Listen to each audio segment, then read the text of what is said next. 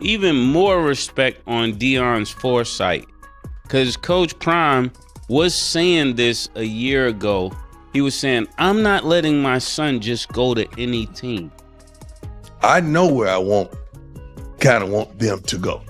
So there's certain cities that ain't gonna happen. Okay, you on point. It's gonna be it's gonna be an Eli. It's not like who I would like for him to play for. It's a couple teams that I won't allow him to play for. Whoa. This is my profession. I know what's behind the curtain. We ain't got to get back there for me to understand what's not prominent for my son. I'm not doing it, man. It makes more sense in hindsight that he knows the games that people will try to play with you. Kevin Stefanski full of shit. Oh wow. He full of shit. You talk about instilling confidence into your players. How do you think that makes Shedeur feel? I don't know who the backup is? Yeah. You got to be kidding me. Thus, we are returning with yet another one. Greetings from the channel again. And since everyone is witnessing the same thing at the moment, I'd like to add my voice to what everyone is discussing. Everyone is viewing it in the same way that many of us initially did. Their goal is to shatter Shedeur Sanders. The preparation, you're standing with the team. No. What do you mean by standing with the team? Well, that's what I'm asking you. Do you think it's changed anything? I mean, you're clearly on the roster. You're here every day. Yeah, so that's what I can be thankful for. You know, I'm thankful that I got opportunity to come out and be able to practice each and every day with my teammates and everything. They are trying to get him to conform to what typical NFL quarterbacks that are drafted in a 5th round position are going to do. I can tell you what they're hoping. Like when you go to the Army, like when you go to the Marines, like when you go to the Navy, they're trying to break you in the beginning to see if you are the one. Are you built for this? Mentally. That's all. They waiting on the snap, huh? They waiting on him to snap. I'm telling you. He has to understand it. I can see the play. I can see the play all the way. I can see the play way before it happened. All the way before it started. How can you not see it? If you understand the game and the game that they're playing. I can see it in clear as day. Your owner coming out and saying some of the things he said. True. He got training camp. Oh, I see what this is. Okay, now I got to play the game. I see what y'all trying to do. Right. You got to play the game. Now you in their structured environment. You got to play by their rules. Yeah. You know when somebody's setting you up to fail? That's what's going on.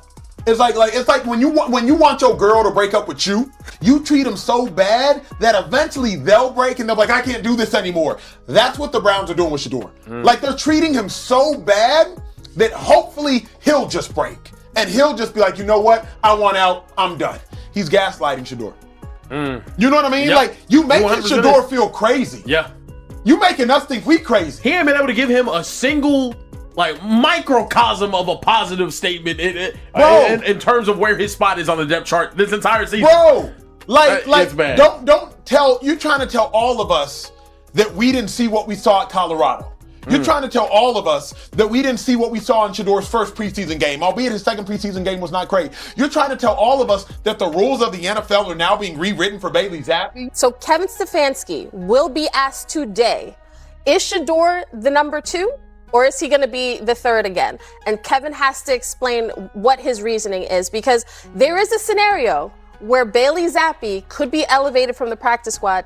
Yeah, that just sounds so ridiculous. And I get your point. And I was at that game. We did that game between Baltimore and Cleveland when Bailey Zappi started. Okay, I was there.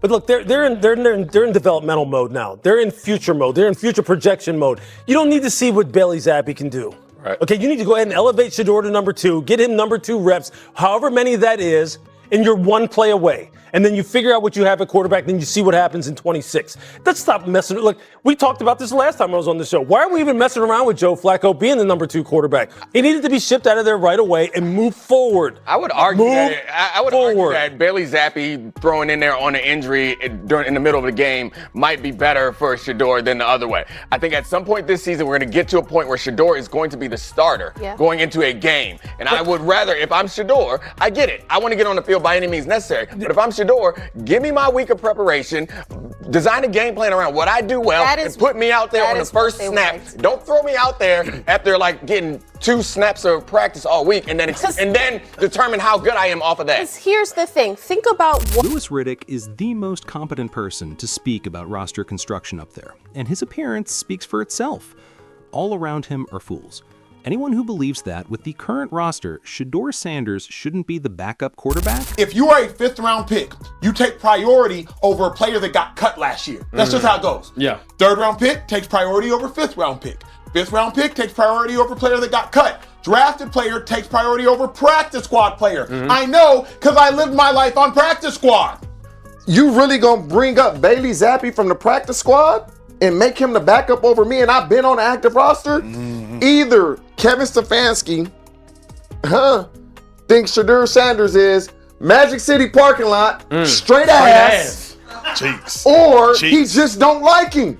Like, this is the perfect example of take all your confidence away from a player. So I ask the question now, if he doesn't get promoted from QB3 to QB2, what happens? What I think happens is that you put even more pressure on Dillon Gabriel in his second start than he had in his NFL debut. If he's not promoted. If Shedeur Sanders is not promoted to QB2. Why is that? Because then all of a sudden, you start to ask all of these questions as to why. There are only 2 quarterbacks on the active roster right now. So if you don't promote him to QB2, that being Shedeur Sanders, and you decide to elevate Bailey Zappi off the practice squad, who you didn't think enough of to have on your active roster weeks ago, it makes it seem as if you have an agenda other than allowing the quarterback competition to be a meritocracy.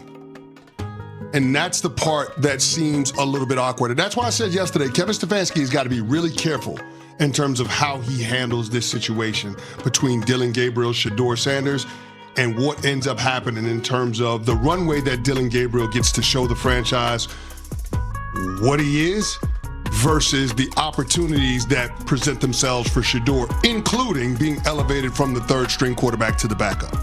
And I guess my confusion comes in when I try to think of what that agenda might be. I don't care who you are, though, if you're acting perplexed by what's happening at this point. It doesn't matter to me if you're white, black, male, or female. I'm going to assume you're involved if you're acting bewildered about what's happening with Shedeur Sanders right now. I'm going to assume that you are most likely involved. You may have some knowledge, and we may need to discuss the situation with you because you. Wait a minute. What are you talking about? You would take a personal. Put your glasses back on. Knew what time it was. And the word of mouth, it's not like there's a memo sent out, but the word of mouth all around this league was, let's teach him, and especially his daddy, a lesson. Let's just put them in their place. It was just sickening and shameful to watch. Let's teach them who we are and who they're not. And all those coaches who didn't want to take him were scared to death that if you did take him, that pretty soon the owner is going to be thinking, well, I could get Deion Sanders to coach. I'm going there because it's going to create box office, and maybe he's a better coach than you are, coach. He is. Scared to death of him. Furthermore, as Louis Riddick indicated, no one believes that Shedeur Sanders would be a better fit as the Cleveland Browns' 3rd-string quarterback because there isn't a single thing that Dillon Gabriel asked him to do in his first game against the Minnesota Vikings that he couldn't do. In that game, Dillon Gabriel only completed 3 throws, totaling more than 10 yards. The rest was a complete mess. That was the strategy. Quickly get it out of your hands. Let's win the game with our defense. Shedeur Sanders can absolutely go out there and execute the game plan that we saw from Dillon Gabriel against Minnesota Vikings in the International Series in London. He can absolutely do that. Dillon Gabriel completed 19 passes. 14 of those completions went to backs and tight ends. Only 3 completions were more than 9 air yards. Shedeur Sanders can go out there and do that. He absolutely can. So when it comes to the readiness of it all, you got to miss me with that. Like, the Minnesota Vikings recognized how basic the Cleveland Browns offense was, and they decided to play a way that we never see them play, which is... And for that reason, we haven't witnessed Shedeur Sanders work out with the first team. Everyone was wondering why Shedeur Sanders wasn't getting a chance with the first team during OTAs and training camp. Joe Flacco was like Dillon Gabriel. Kenny Pickett was like Kenny. And everyone else was wondering why Shedeur Sanders was getting his turn with the first team. Kevin Stefanski knows, or at least thinks, that there's a good chance that if Shedeur Sanders ever gets a chance to work with the ones, it's a wrap. It will be too clear to miss. He can't be kept off the field by me. That concludes it. He will succeed not just because we are aware of his abilities, but also because the players will support him. He will make the players want to play for him. It is for this reason that I think it was strange, to put it mildly, that every quarterback on the team was hurt in the first preseason game. There was a problem for every quarterback on the team. Shedeur Sanders was asked to start in the first preseason game with the lights bright, and he performed well despite not receiving any reps with the second or third teams. I believe that his performance was surprising. They probably weren't expecting him to go out and do what he did. When he did it, he suddenly had shoulder pain, which prevented him from playing the following game. And Dillon Gabriel was essentially able to go out there, make himself look fantastic, and dunk once more. And he deserves praise for following instructions without fumbling the ball or turning it over. Oh, hold on. Yes, he did flip the situation. Despite having a pick six, it was missed.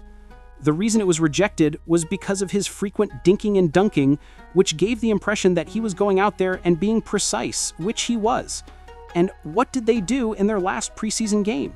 Shedeur Sanders was placed on the field alongside players who weren't even on the practice squads. Guys who are currently having trouble making practice squads said, "See, we told you so." They are also aware that Shedeur Sanders desired to perform and go out there. He wanted to try to come up with a move that would help the squad win the game. So they understood what he would do. Since it's a competition, he was going to hold on to the ball for a little while longer. His goal is to win the competition. He's not interested in dunk and dinks. He wishes to attempt a play. But there was no chance.